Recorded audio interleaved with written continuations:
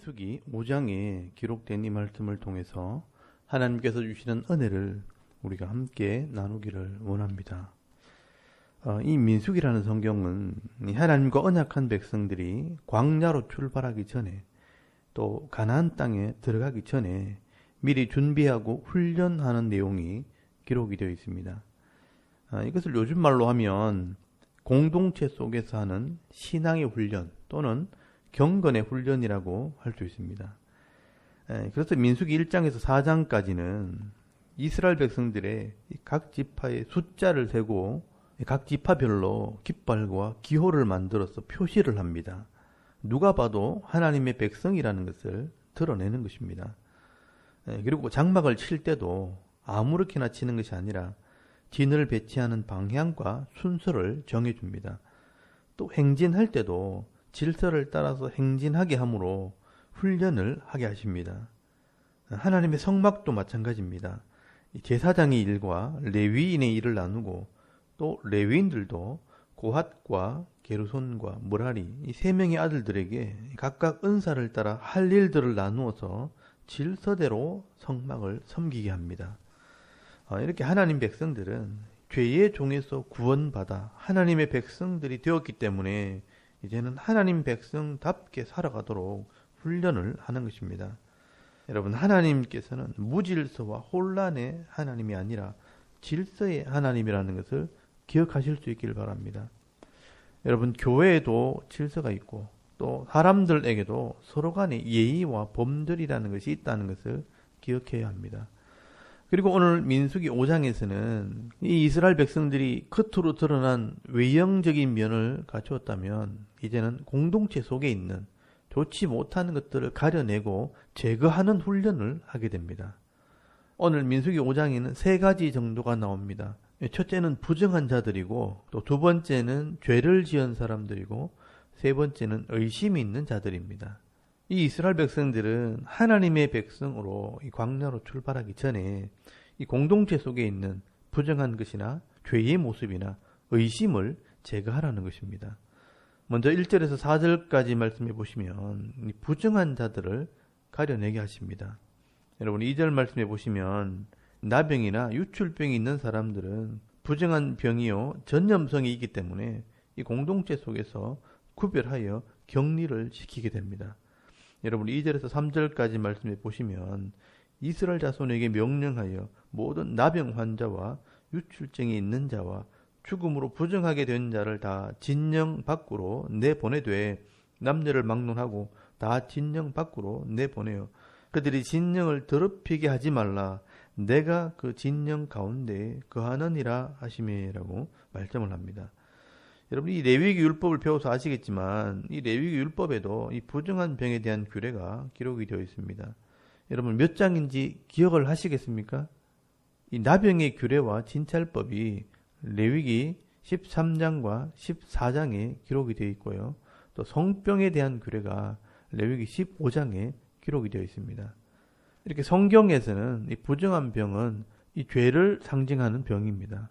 나병이나 이 성병의 특징이 뭐냐 하면 전염성과 무감각함입니다. 이게 죄의 모습과 똑같다는 것입니다. 나병이 걸리면 먼저 감각이 없어집니다. 그래서 병이 점점 깊어져도 아픈 줄을 모르고 있다가 결국은 죽게 되는 것입니다. 이 성병은 엄난한 병이고 또 무섭게 전염이 되는 병입니다.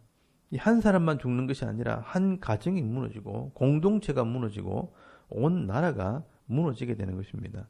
그래서 이런 부정한 자들은 진영 밖으로 격리를 시키게 되는 것입니다. 여러분 3절 말씀해 보시면 하나님께서 왜 격리를 시켜야 되는지를 설명을 합니다. 남녀를 막론하고 다 진영 밖으로 내보내어 그들이 진영을 더럽히게 하지 말라. 내가 그 진영 가운데 거하느니라 하시매라고 말씀을 합니다. 여러분 하나님께서 이 레위기 율법에도 말씀하셨지만 내가 거룩하니 너희도 거룩할지니라 라고 말씀을 하십니다.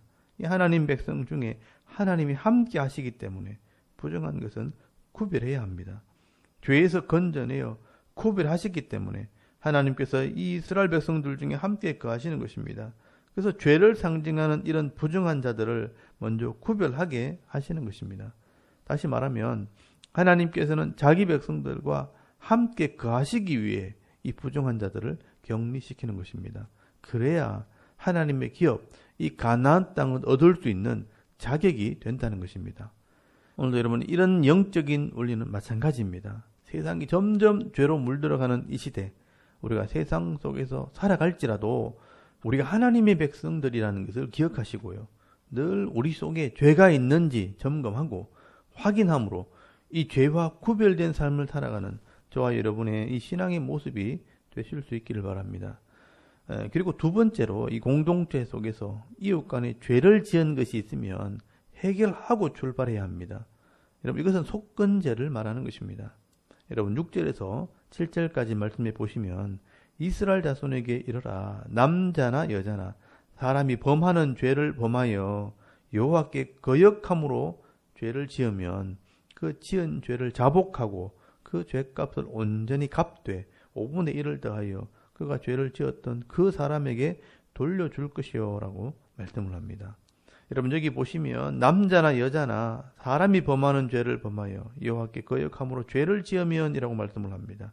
여기 사람이 범하는 죄는 다른 사람에게 심적, 물적 피해를 입히는 모든 죄를 말하는 것입니다. 이런 죄는 곧 하나님을 거역하는 죄가 되는 것입니다.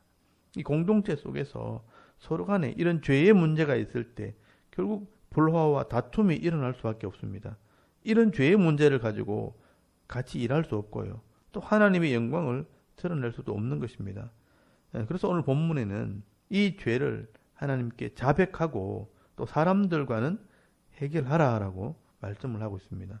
참 쉽지 않는 일이지만 이렇게 죄의 문제를 해결하게 될 때 사람들 간의 관계가 회복되어지고 같이 일을 할 수가 있는 것입니다.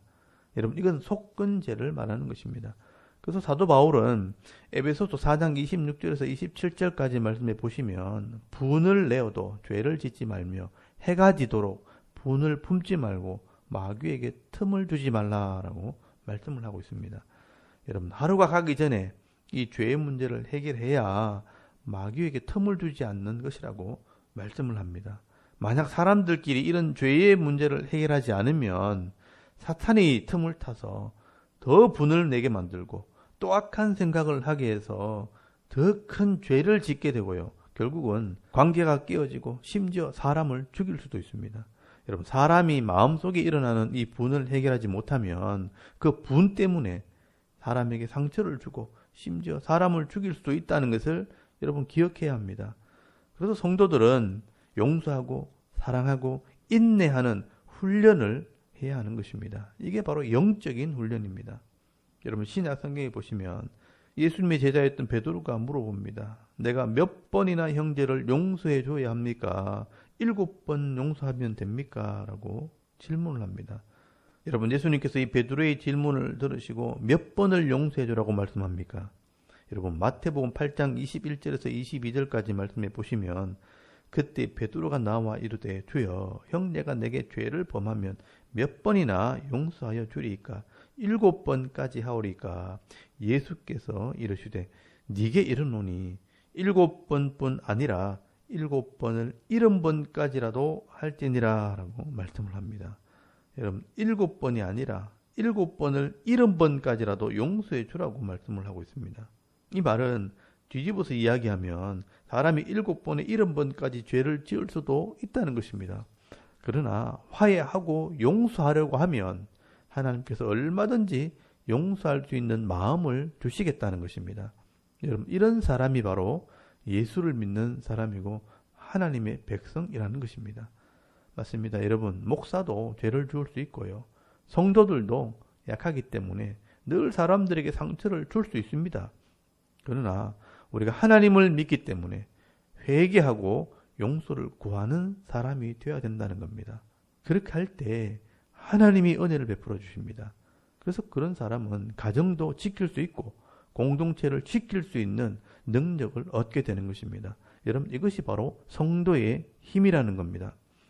오늘 저와 여러분도 이 가정에서나 또 교회에서나 사람들 사이에 섭섭한 일이 생기고 또 사람들에게 상처를 주는 일이 있다면 하나님의 말씀에 순종하는 마음으로 서로 회개하고 또 용서함으로 아름다운 공동체, 또 능력 있는 공동체를 만들어 나가는 저와 여러분의 이런 신앙의 모습이 되실 수 있기를 바랍니다. 그리고 세 번째는 가정에서 부부간에 의심이 생겼을 때 그 의심을 반드시 해결하라고 말씀을 하고 있습니다. 여러분, 부부간에 제일 중요한 것이 신뢰와 믿음입니다.